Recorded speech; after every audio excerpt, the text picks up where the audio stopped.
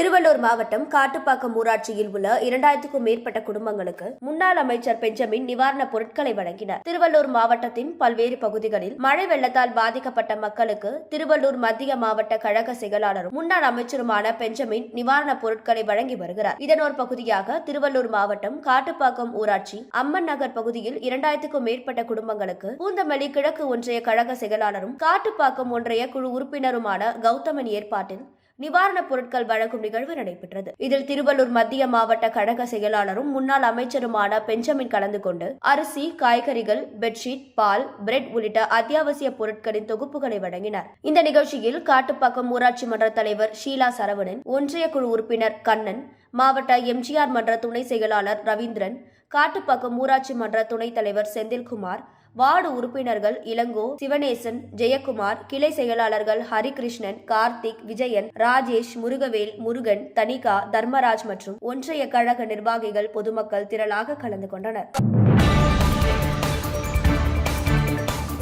செய்திகளை உடனுக்குடன் தெரிந்து கொள்ள நமது அம்மா இணையதள தொலைக்காட்சியை சப்ஸ்கிரைப் செய்து அருகில் உள்ள பெல் ஐகானை